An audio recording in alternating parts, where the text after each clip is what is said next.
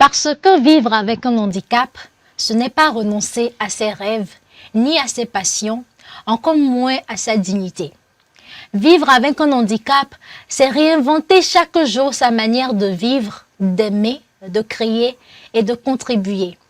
Mais c'est aussi affronter chaque jour les regards, les silences, les barrières visibles comme invisibles et les transformer en une force. Mesdames, Messieurs, chers téléspectateurs, bonjour et soyez les bienvenus dans ce nouveau numéro de votre émission Les Jeunes en parlent. Nous ouvrons aujourd'hui un espace de dialogue, de vérité, mais surtout d'espoir. Un espace où les voix et les regards prennent le pas sur les préjugés autour d'une thématique très essentielle. Je cite, le handicap n'efface pas la vie. Et oui, le handicap ne diminue pas la vie, mais il la redéfinit avec courage et beauté. Alors, mesdames et messieurs, installez-vous confortablement, ouvrez vos corps et laissez-vous transporter dans cet univers où nous vous donnons les clés pour vous aider, pour les personnes qui souffrent d'un handicap, à vous valoriser, à vous aimer et à contribuer à votre manière au développement de vos communautés et également à ces personnes qui ont des proches, des enfants, voire même des parents qui souffrent d'un handicap, à avoir les clés nécessaires pour pouvoir les accompagner dans ce parcours de combattants. Comme vous le savez tous, votre émission Les Jeunes en parlent, c'est une émission où nous, les jeunes, nous prenons la parole sur des sujets qui nous tiennent à cœur. Et pour ce numéro, je suis également avec mes pères jeunes qui sont venus, qui travaillent sur toutes ces thématiques liées à l'handicap et qui sont venus aujourd'hui pour nous apporter les bonnes informations. Je suis avec Ornella Priscilla Rumdegla. Bonjour Ornella. Bonjour Dorcas. Comment ça va? Ça va super bien. Super. Ok, alors Ornella, elle est kinésithérapeute. Elle est également la directrice du cabinet Miabe Kiné. Elle est conseillère technique en santé de la reproduction inclusive. Bonjour Miabe Kiné. Bonjour Dorcas, encore une fois. Ça va? Ça va bien. Merci beaucoup d'avoir accepté notre invitation. Alors, je pense quand même qu'on parle de kinésithérapie, on sait directement que vous travaillez avec des personnes qui ont probablement des difficultés avec certaines de leurs fonctionnalités. Quel est votre rapport avec le handicap et comment vous vivez ça en tant qu'un prestataire qui aide les personnes qui portent ce handicap à les surmonter? D'accord, merci beaucoup. C'est un plaisir pour moi d'être avec vous ici. Je dirais que je reçois pas mal de personnes qui sont en situation de handicap. Bon, peut-être la personne a un petit bobo et ce bobo va l'empêcher peut-être à vaquer à certaines occupations. Donc, mon rôle est d'aider cette personne à reprendre les fonctions ou carrément à adapter, à aider cette personne à l'adaptation dans la société, si je peux le dire tout simplement comme cela. D'accord. Lorsqu'on parle directement, lorsqu'on pense à une kinésithérapeute, je pense que le terme qui vient communément dans la tête des gens, c'est les personnes qui font les massages. Est-ce que le rôle de la kinésithérapeute se limite à faire les massages? Non, je dirais non. Au fait, la kinésithérapie, terre à terre, c'est le traitement par mouvement. Et le kinésithérapeute est appelé à aider la personne, comme je le dis, une personne qui a perdu les fonctionnalités, à retrouver ses fonctionnalités et aussi à aider cette personne à la réadaptation dans la société, dans son métier et tout ce qui va avec. Super. Ce n'est pas que la kinésithérapie est limitée au massage, c'est juste l'un des techniques qu'on applique en fait pour soigner le patient. Ok, super. Nous sommes également avec Monsieur Tchadiyi Kabirou. Bonjour Kabirou. Bonjour Dorcas. Comment ça va? Je me porte très bien. Super, merci d'avoir accepté notre invitation. Alors, Monsieur Kabirou, il est sociologue de formation, gestionnaire de projets de développement. Il est volontaire et assistant au poste de directeur exécutif à l'Association nationale des personnes atteintes d'albinisme du Togo. Et je pense que vous l'aurez deviné au cours de sa prise de parole. C'est également une personne qui chaque jour surmonte le handicap et il essaie de devenir une meilleure personne qui contribue en même temps au développement de sa communauté. Merci beaucoup Kabirou pour tout ce que tu fais et merci de ne pas te laisser abattre par ce handicap. Merci beaucoup pour l'invitation. C'est un plaisir pour nous. C'est un plaisir. Alors, la question que l'on se pose, comment vous avez appris pour votre handicap et comment vous l'avez vécu? Alors, il faut retenir que bon, j'avais appris mon handicap depuis le cours primaire à l'âge de 9 ans, 10 ans, lorsque j'étais en classe de CM2. C'est là-bas, bon, il avait vu que les enfants étaient âgés de 10 ans. Il y avait des petites moqueries qui avaient commencé en classe.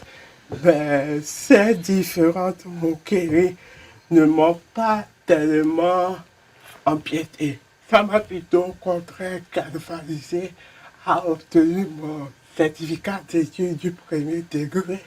Ensuite, j'ai continué les études jusqu'à l'université. D'accord. Alors, est-ce que, en aucun moment, quand vous avez appris votre handicap, ça ne vous a jamais dérangé à aller poser peut-être des questions aux parents pour essayer de comprendre qu'est-ce que vous avez? Oui, il faut d'abord dire que préalablement, j'avais des parents qui sont compréhensibles. Disons, j'ai des parents qui sont compréhensibles, des parents qui, pendant ce pays, m'ont permis d'acquérir, de connaître de quel mal je souffre. Ils m'ont préalablement dit que non, tu as eu personne tout comme les autres. Il ne faut pas tellement te juger au sein d'une société. Il faut plutôt mettre en valeur tes compétences, tes forces. Donc, disons, j'ai eu des parents qui sont très attentifs et qui ont été à l'écoute de tout temps mes différentes préoccupations. D'accord, super. Alors, je pense également, Priscilla Kabirou, pardon, vient de partager avec nous comment il a appris pour son handicap à l'âge de, en classe de CM2 et aussi comment il l'a vécu. Est-ce que son parcours est assez calqué pour toutes ces personnes qui souffrent d'un handicap et c'est toujours aussi aisé pour eux d'accepter qu'ils sont pas totalement différents mais qu'ils ont peut-être certaines aptitudes, est-ce que les autres ont certaines aptitudes que eux ils n'ont pas et de pouvoir surmonter ça comme ça? Déjà, je veux commencer par féliciter mon collègue qui est avec nous parce que ce n'est vraiment pas facile. Je vais partir d'un exemple. Ok. Bon, on est obligé de... Ok, je vais partir d'un exemple. Par exemple, moi, quand j'étais à l'école, quand j'étudiais, il y avait pas mal de personnes en situation de handicap qui subissaient des moqueries. Et là, il y avait des parents aussi qui ne comprenaient pas en fait leur mal et des fois les enfermaient à la maison. C'est ce qui se passe actuellement. Moi, actuellement, je découvre cela dans ma profession quand j'exerce. Vous rencontrez des parents qui vous disent en fait que j'ai honte de mon enfant et l'enfant même ne sait pas ce qui lui arrive et ne sait pas comment s'y prendre. D'accord. Alors, est-ce que tu as eu d'autres collègues, d'autres personnes aussi qui souffrent d'un handicap, qui étaient peut-être dans le même quartier que toi lorsque tu l'as appris? Est-ce que tu as eu aussi des collègues en avançant avec eux qui avaient un handicap et qui peut-être acceptaient cela comme tu le faisais? Oui, disons, toujours lorsqu'on était au groupe humain, j'avais eu des collègues qui, je ne dirais pas que c'était un handicap, mais c'est plutôt la personne en jouant au football a eu une petite fracture au pied, donc on avait dû opérer. Et c'était pas tellement facile et évident puisque on fréquentait la même école ensemble. Donc il y avait toujours ces moqueries qui existaient. Il a fallu que je galvanise cette personne en lui donnant le courage, tout comme moi, pour qu'on puisse ensemble évoluer. D'accord. Est-ce que tu as eu à un moment donné l'impression que ton handicap t'empêchait peut-être d'évoluer à l'école, de réussir comme les autres, etc. Tout ce que les personnes disaient, peut-être ça te diminuait en quelque part? Oui, bon, je dirais non, non, dans la mesure où je reviens encore à mes parents qui m'ont beaucoup plus soutenu et qui, de passage, je fais un petit coucou. Mes parents m'ont toujours traité du même pied d'égalité, pas de favoritisme. Et là, ça me donnait beaucoup plus de force à avancer dans les études. On disait non, tu es comme les autres, tu as les mêmes aptitudes que les personnes entre griffes dites valides. Donc tu peux mieux faire que ces personnes. Tous ces différents conseils que mes parents me donnaient, cela m'a permis de ne pas tellement m'apitoyer sur mon sort. Ou plutôt, ça me galvanise, ça me permet d'aller au-delà de mes forces. C'est super intéressant. Et je pense également que cela contraste avec peut-être le constat que tu fais au-delà, lorsqu'on prend donc les parents de Kabirou qui encouragent son enfant à ne pas s'auto-censurer ou peut-être à se sentir inférieur.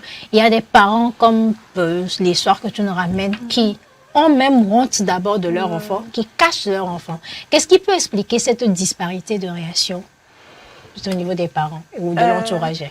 Moi, je dirais que c'est les préjugés de la société, les préjugés culturels. Un parent qui a peur du regard des voisins, de l'entourage.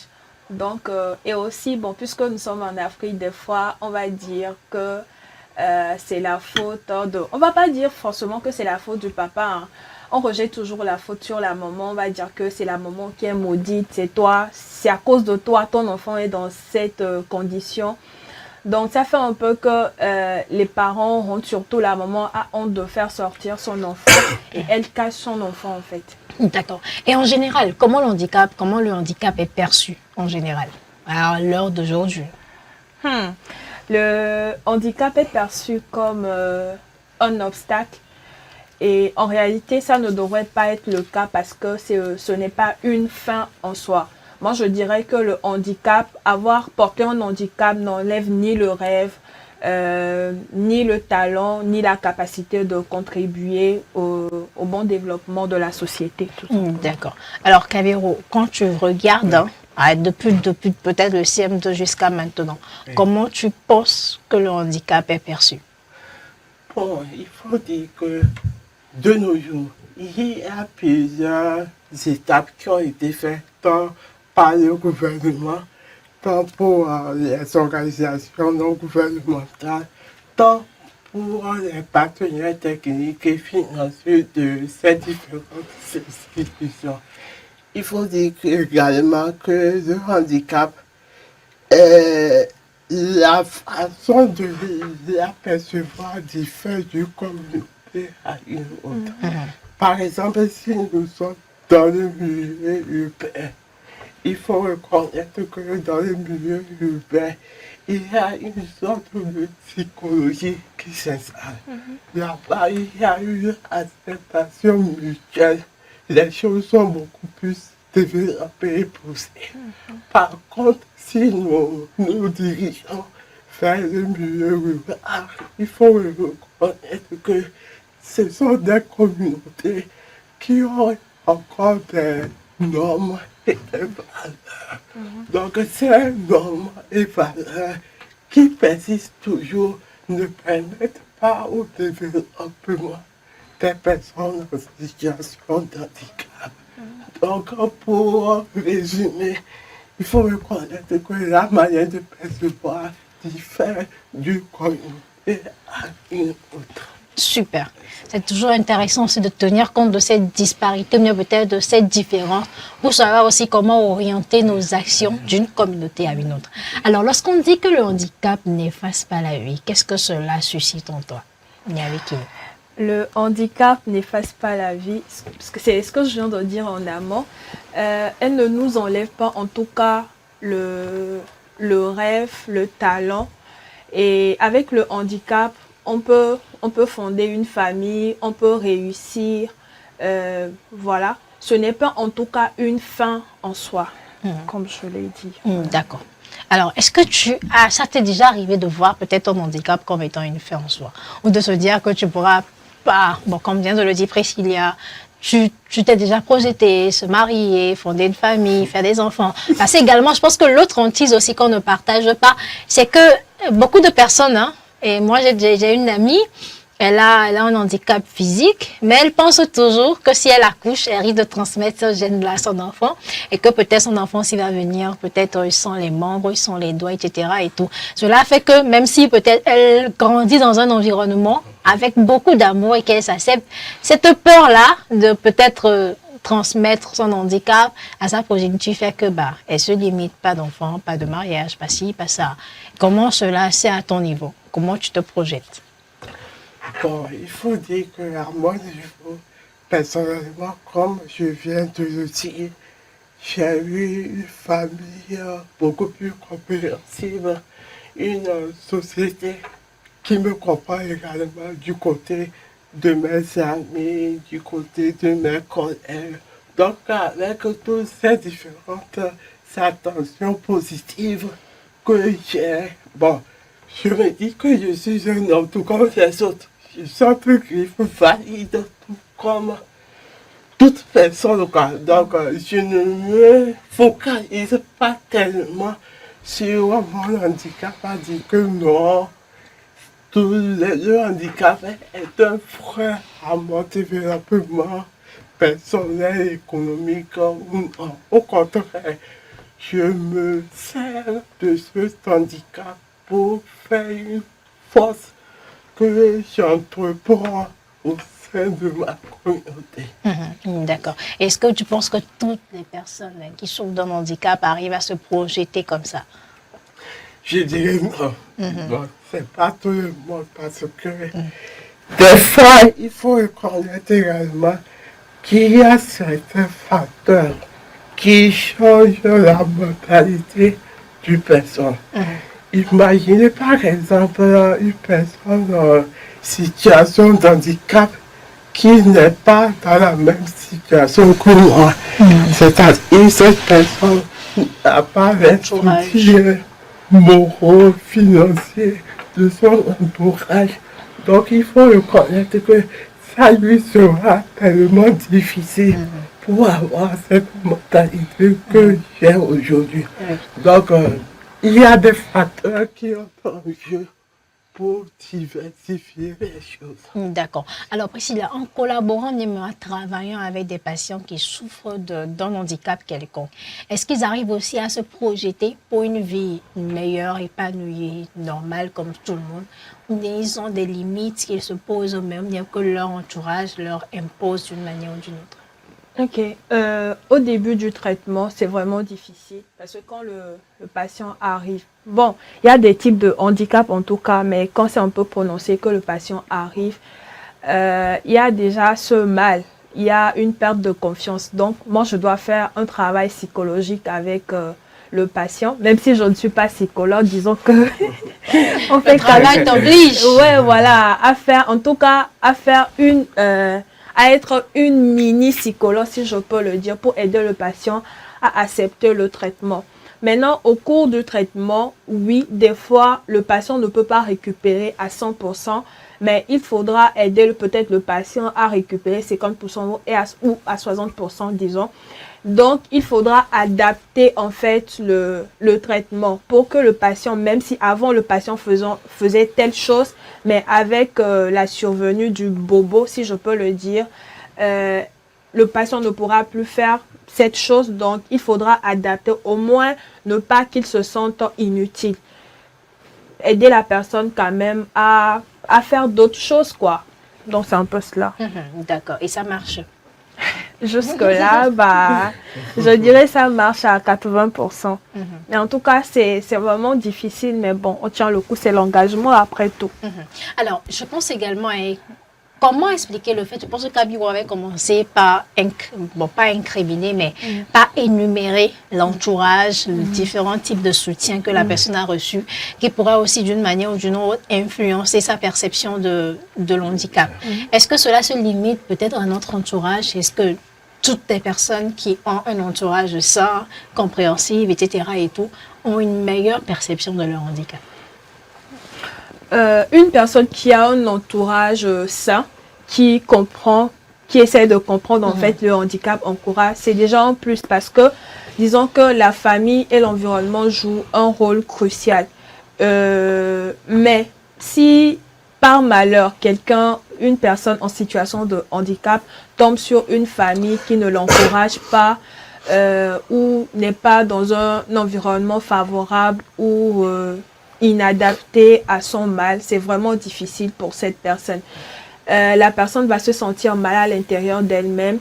Avec le regard, les préjugés et tout ça, la personne va en fait prendre du recul, ne va peut-être pas prendre le devant des décisions ou peut-être agir ou même peut-être, par exemple, si tu l'invites à venir dans une émission, venir parler, elle va pas accepter parce qu'elle a peur du regard. Elle va se dire, bah, je ne suis pas comme les autres, donc je n'ai pas ma place là, en fait. Donc, tout se résume à l'entourage de la personne. Oui, l'entourage de la personne, voilà. D'accord. Alors, comment les personnes qui sont atteintes, qui sont peut-être d'un handicap, comment ils peuvent contribuer au développement de leur communauté, comment ils peuvent participer à la vie sociale et économique? C'est bien vrai quand même, on accepte bien, on est d'accord qu'ils sont des personnes comme les autres, mais il faut aussi accepter qu'il y a certains handicaps qui entraînent certains diminutifs de la vie. On comprend peut-être des personnes qui sont des handicapés physiques, etc. et tout. Comment ces personnes peuvent aussi contribuer à leur manière au développement de leur communauté? Ok.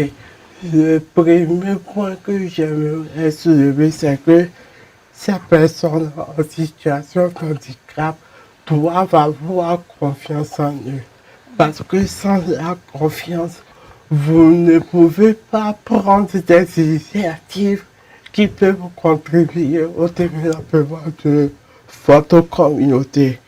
Et le second point également, c'est que ces personnes doivent se dire que non, j'ai la confiance en moi, j'ai les mêmes habitudes que les autres. Cela me permet peut-être d'initier une activité générative de revenus. C'est-à-dire ces personnes peuvent être des gens qui emploient d'autres personnes. Et le troisième point également, c'est que nous devons avoir une politique beaucoup plus inclusive. S'il y a une politique inclusive, d'abord cela permet à ces personnes en situation de handicap d'avoir une idée que tiens, il y a l'État, il y a le gouvernement, il y a certaines institutions qui prônent l'égalité de chances pour tout le monde. Donc voici un peu les trois éléments fondamentaux. Merci beaucoup, Kabirou. J'ai apprécié énormément le dernier point en parlant de la politique inclusive. Je pense quand même que c'est un champ de bataille très, très connu par Priscilla. Est-ce qu'aujourd'hui, nos politiques sont assez inclusives pour les personnes qui souffrent d'un handicap? Moi, je dirais malheureusement pas encore suffisamment. Bien que les politiques mentionnent les questions liées à l'inclusion, cela reste quand même limité. En réalité, la question du handicap est considérée en seconde position.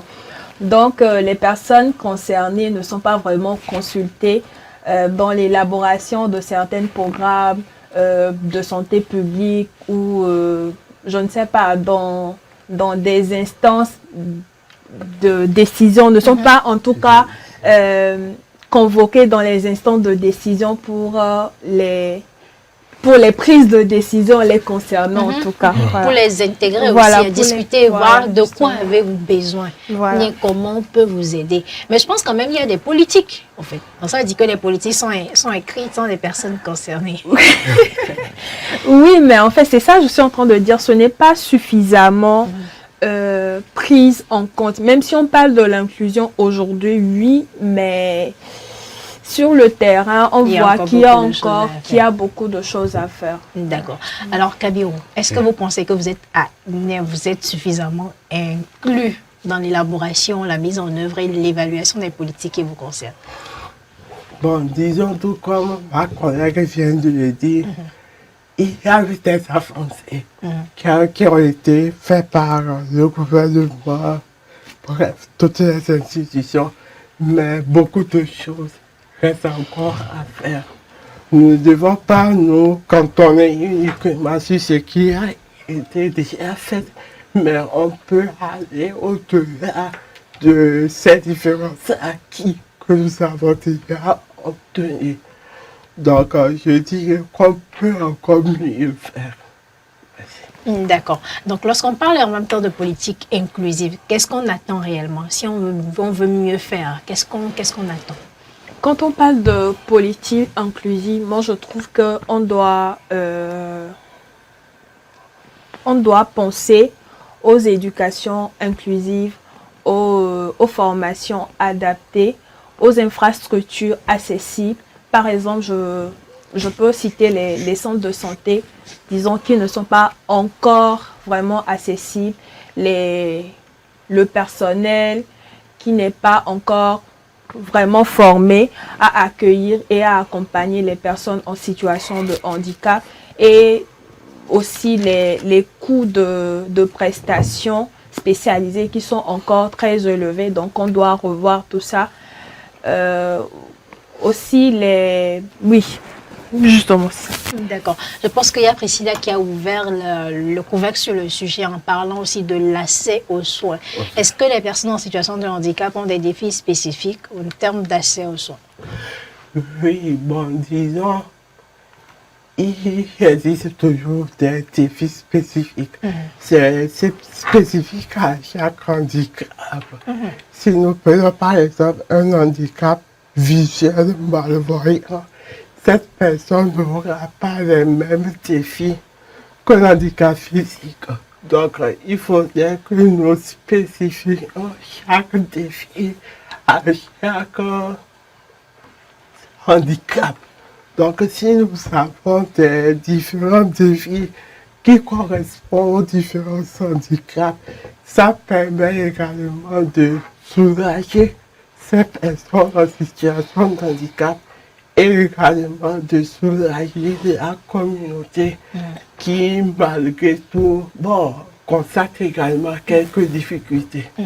Et en parlant aussi en termes de gestion de connaissances, est-ce que vous pensez qu'il y a assez de recherches pour pouvoir comprendre aussi l'origine de la maladie, pour comprendre peut-être l'origine du handicap, et comment mieux vous accompagner? Oui, la recherche, chaque jour que le monde fait, la science ne cesse jamais d'évoluer. Donc les recherches sont faisables chaque instant. Mais il revient également à nos chercheurs, à nos étudiants, à nos professeurs d'améliorer, de faire beaucoup plus de recherches à chaque typologie de handicap. Et également, de nos jours, la médecine a évolué.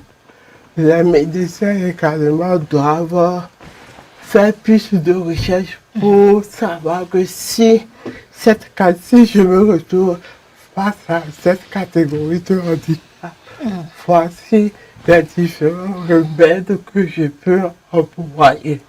Donc, moi, personnellement, je dirais que tout le monde doit continuer par pousser une curiosité vers la recherche. C'est très super, et moi je pense également qu'on doit arriver vers là.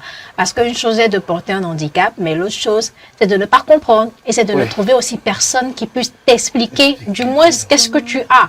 Il y a des personnes qui demandent ça, mais pourquoi cet enfant et pourquoi pas les autres enfants? Pourquoi mon enfant? Comment je peux aider mon enfant? Et je pense que c'est important d'avoir toutes les informations nécessaires pour pouvoir répondre à ces personnes-là. Et nos systèmes de santé, nos politiques de santé publique aussi doivent intégrer cette notion de recherche pour mieux comprendre les typologies de handicap que nous avons sur notre pays et mieux aider les personnes qui en souffrent.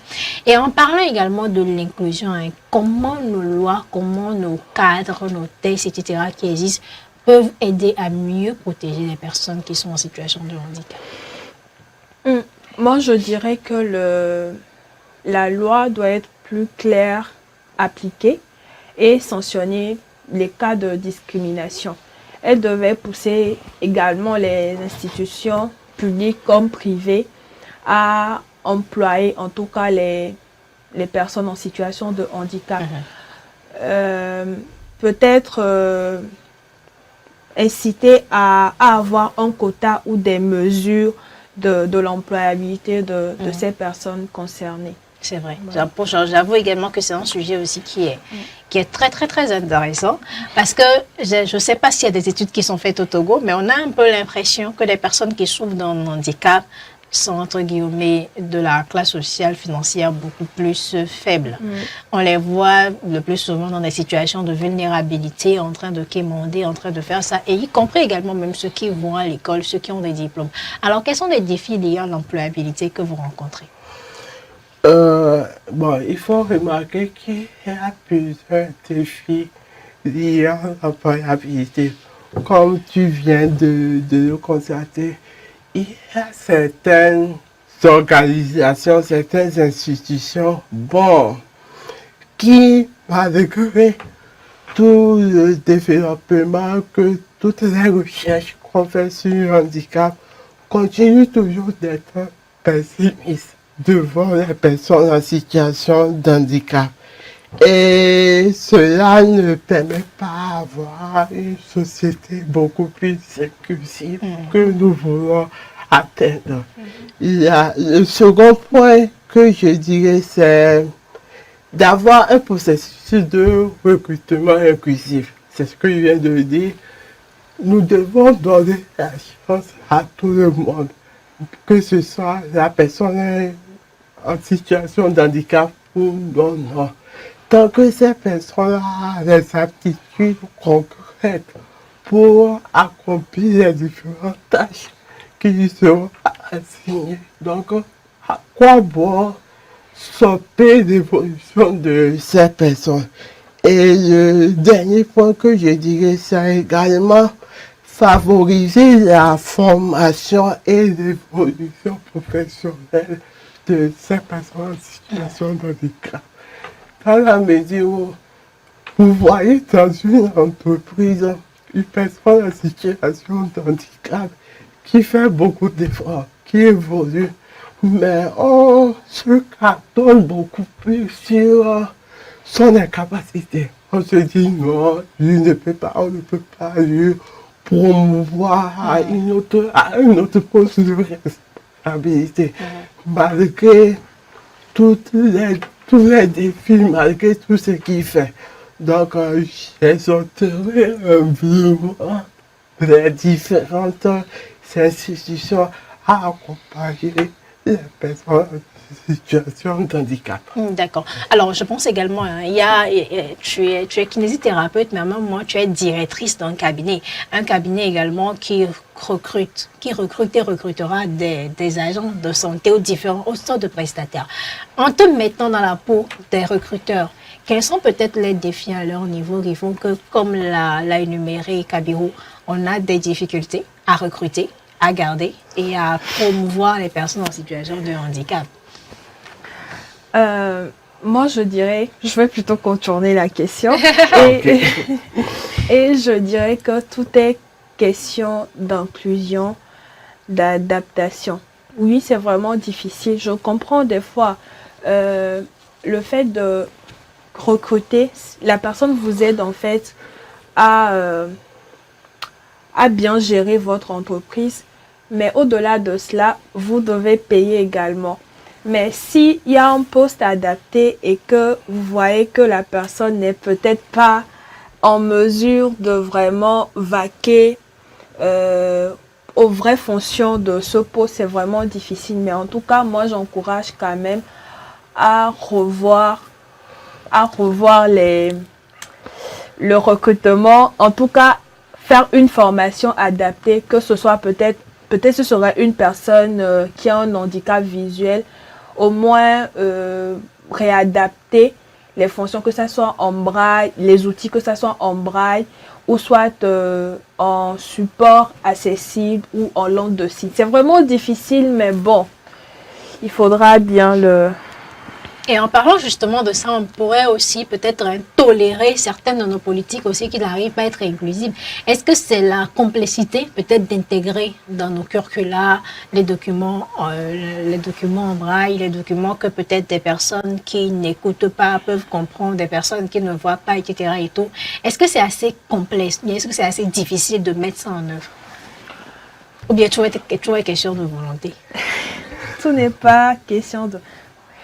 à 50%, à 60%. Je vais dire, tout est question de volonté, mais ça nécessite également les moyens, en fait. C'est vraiment les moyens, parce que transmettre des documents en braille ou faire des formations en langue de signes ou mettre les supports en... que ça soit accessible et tout ça, ça nécessite vraiment de moyens. Vraiment de moyens.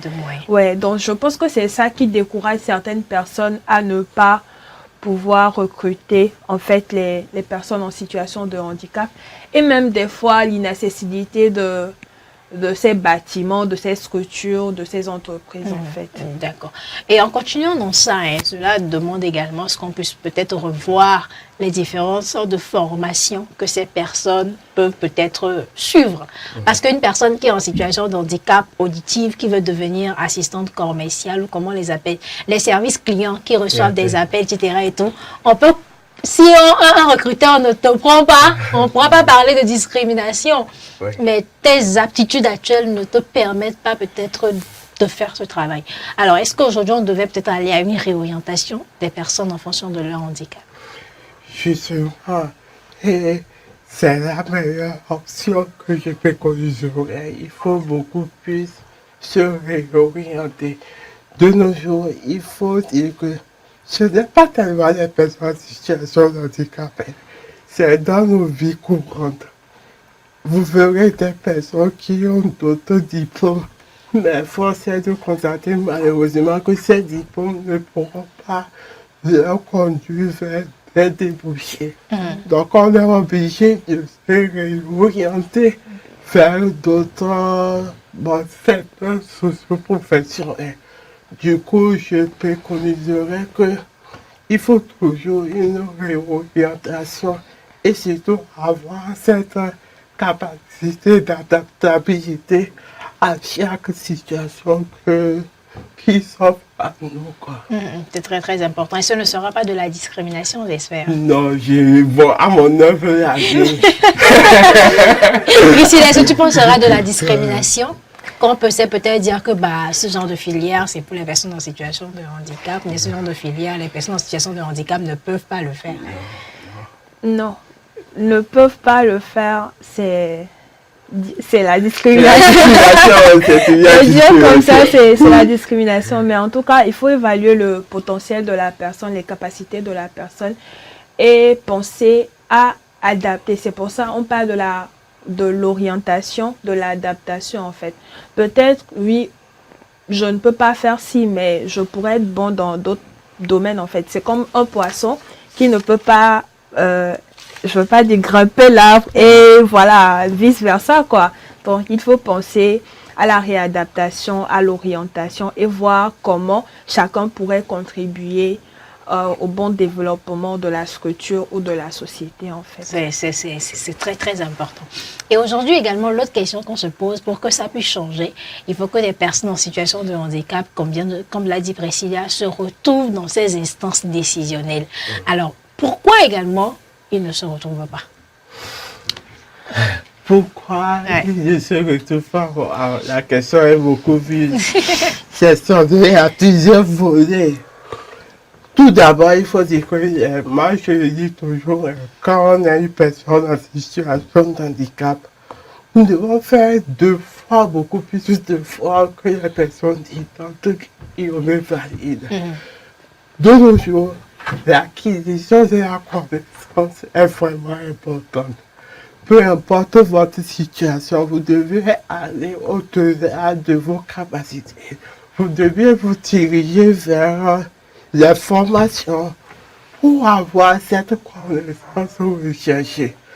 Primo, je dirais également, si vous avez cette connaissance, cela vous permet d'ouvrir toutes les portes qui se trouveront devant vous. Le second point également que je dirais, c'est que chaque personne en situation d'handicap doit avoir en idée que, tiens, je ne dois pas m'apitoyer sur mon sort. Tant que j'ai la connaissance, tant que j'ai cette faculté de faire mieux quelquefois, puisque les personnes disent valide. Donc je dois pas avoir peur d'aller cogner devant n'importe quel recruteur en fait. Je dois me dire non, j'ai cette capacité, je peux le faire.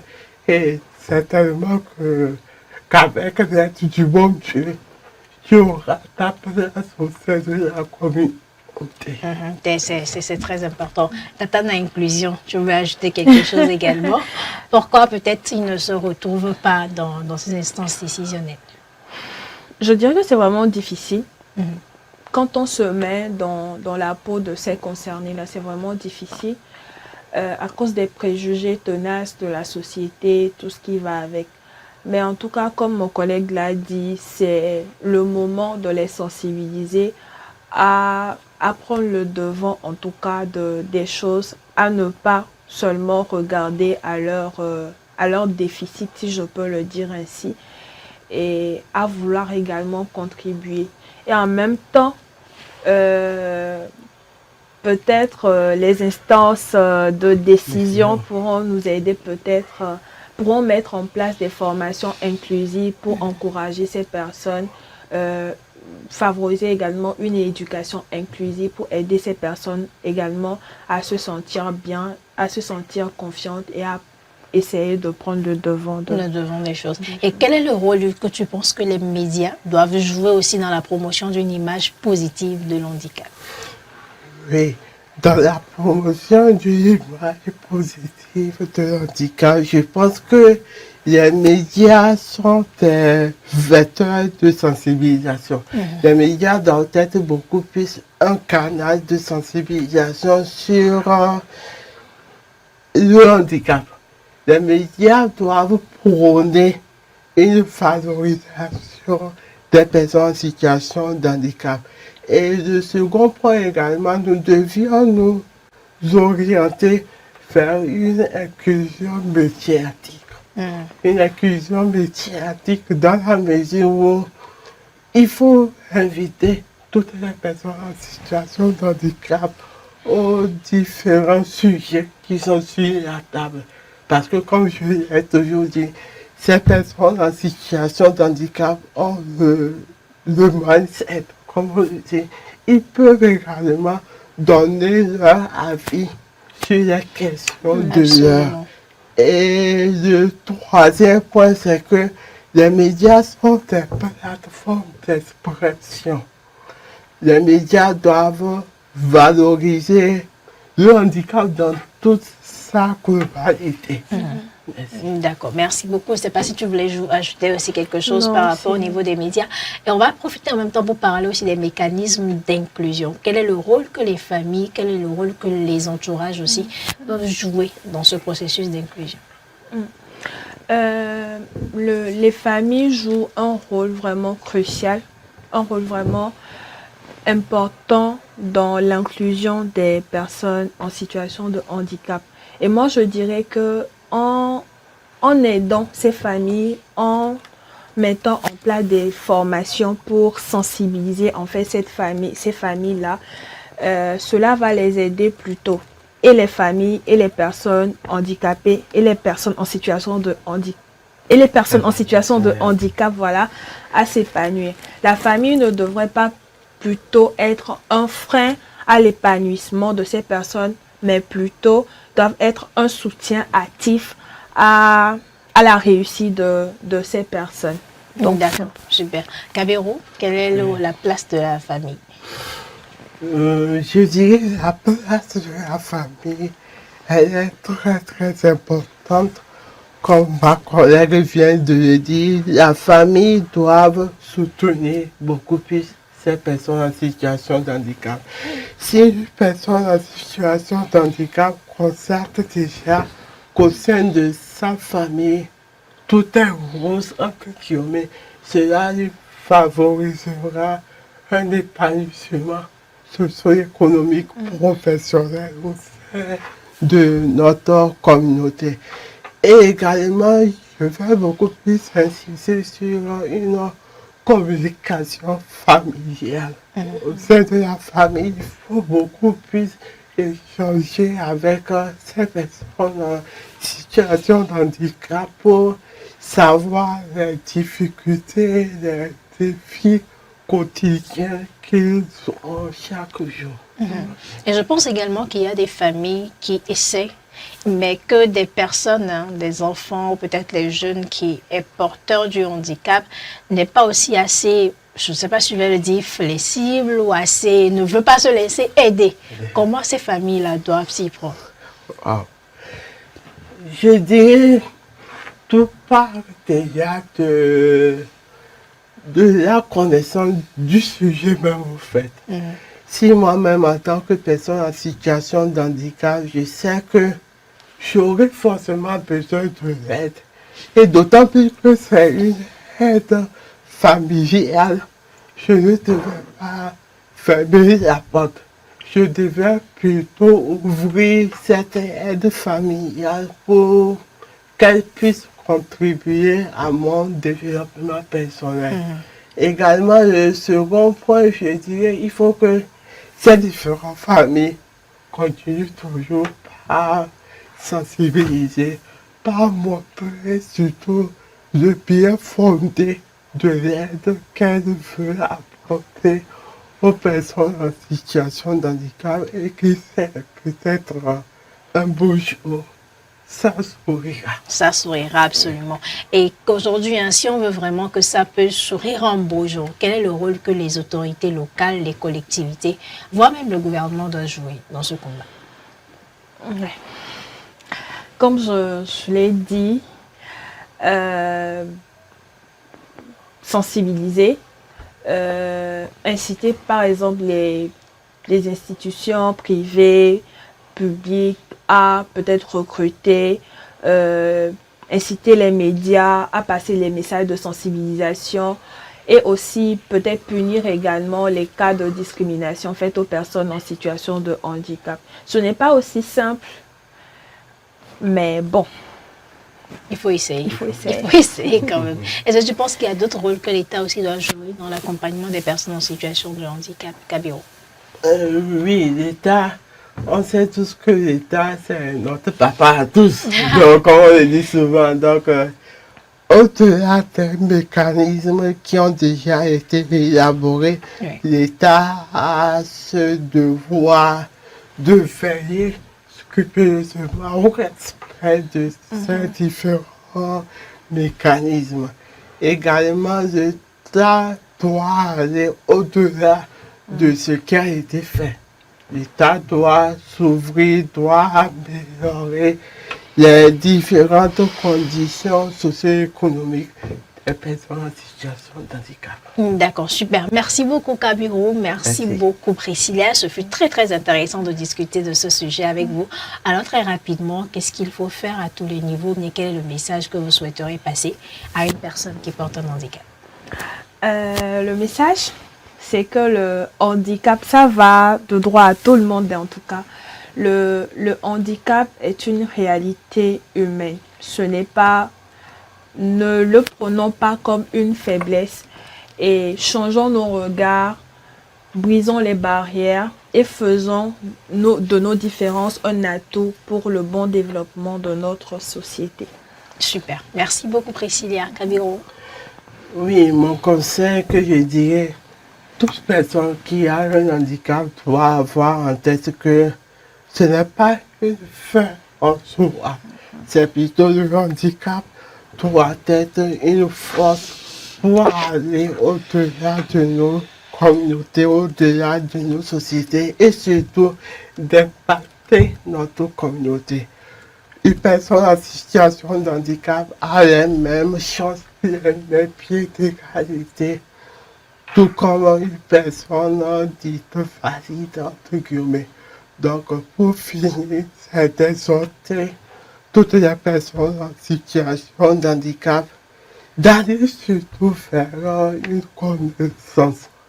Nous devons beaucoup plus être forts en matière de connaissances, d'acquérir plus de connaissances pour se prendre le monde entier.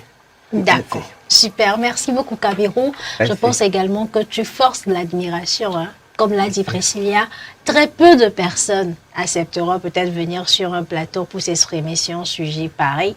Et j'imagine, hein, je n'ai pas posé la question, mais j'imagine quand même que vous collaborez avec vos collègues, vos pairs qui souffrent aussi d'un handicap dans des réseaux pour pouvoir aider, voire même aider les plus jeunes que vous à aussi accepter leur handicap et à impacter leur communauté positivement comme tu le fais au travers ces multiples associations dans lesquelles tu collabores. C'est déjà très, très, très intéressant et nous souhaitons vraiment avec Maman Inclusion que vous continuerez à créer cet environnement propice, convivial, respectueux des droits humains pour tout le monde afin que chaque jeune, chaque adolescent, même lorsqu'il est porteur d'un handicap, qu'il puisse continuer donc à impacter. Vraiment, nous sommes très, très, très fiers de toi et nous espérons qu'il y aura de petits Kabirou, de petites Kabirou aussi qui assumeront leur handicap et qui contribueront également à la sensibilisation pour que voilà, tout le monde puisse s'épanouir.